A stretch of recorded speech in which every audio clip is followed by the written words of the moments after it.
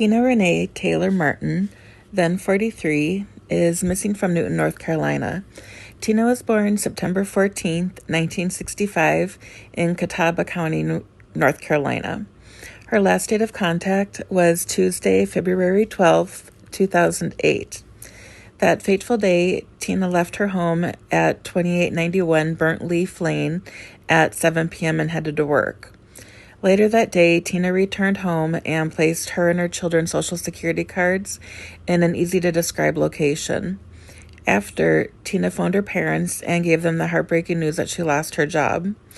She was last seen driving her white, two-door, 1996 Ford Thunderbird coupe, North Carolina license plate TNJ2783, that expired in 2009.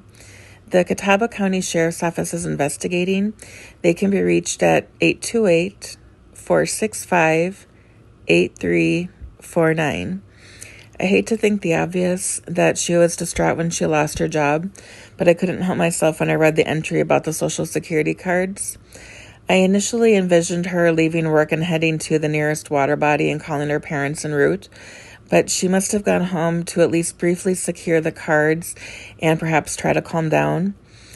Not to take the focus off of Tina, but I struggled with suicide most of my teenage years after horrific abuse and knowing I could never trust my parents. Since then, I had a near-death experience and knew, since I didn't die, that I had to figure out why I was spared. Events of the last 10 years gave me the clarity to know this is it. Tina must have loved her family and her job.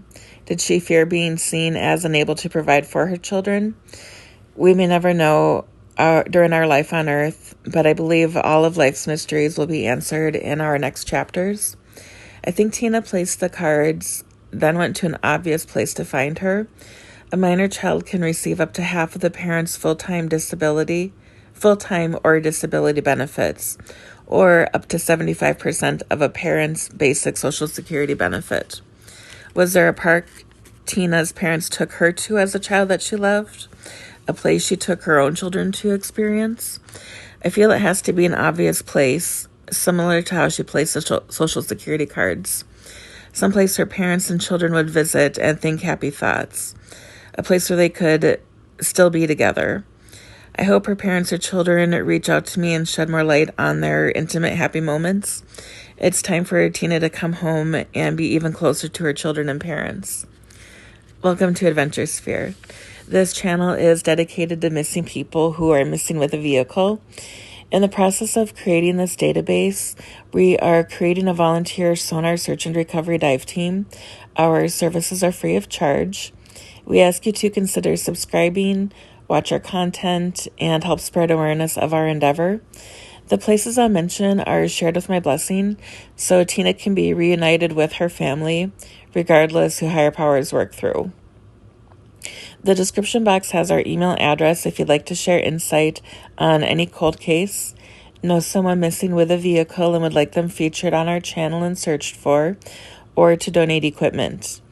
The video of Google Earth has a measurement from our current best location starting point and goes out to possible search areas. We focus on bodies of water within 5 miles of their last known location and within 5 miles of their destination. Sentimental sites can also be sonared. If an area has been heavily searched, we may expand the search area, but please keep in mind that accidents tend to happen closer to home. So, my questions for her friends or family. What were her last cell phone ping coordinates? The police could also provide this information, but they may be more apt to give it to the family.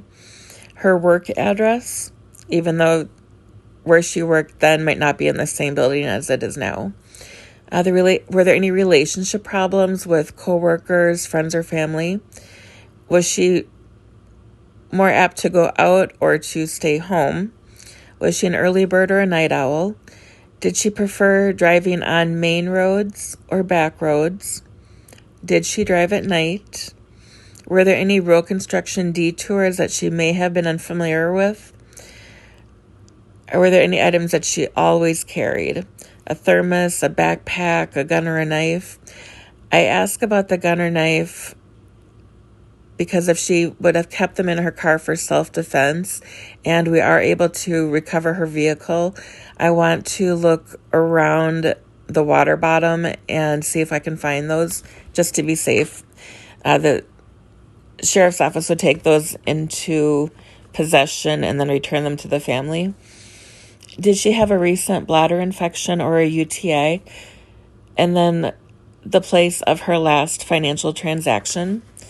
The areas I would like to search are most of them are more than 5 miles out, but they're the bigger bodies of water, and the areas look really beautiful. So the first would be the Maiden Water Plant Lake.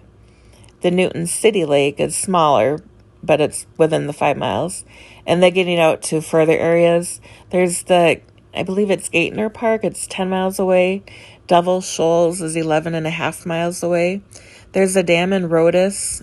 Lake Rhodus also has a boat launch. Lake Hickory. Lookout Shoals Lake has a hydroelectric plant right there.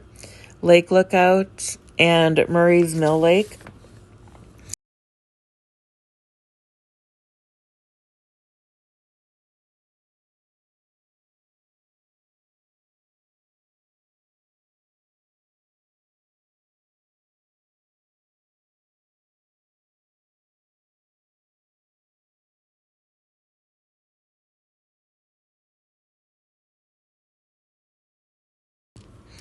I wanted to ask the questions just in case we exhaust all water possibilities and need to reconsider other reasons as to why she disappeared.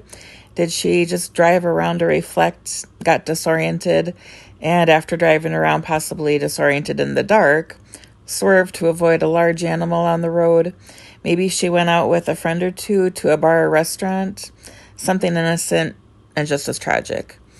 If you'd like to help Tina's family find her, please subscribe, give the video a thumbs up, and ring the notification bell to receive progress reports. I'll let the video play out here just a couple minutes or so you can see the entire search area. If you see something I missed, please let me know in the comment section below. Thanks for watching, stay safe, and remember that we love you.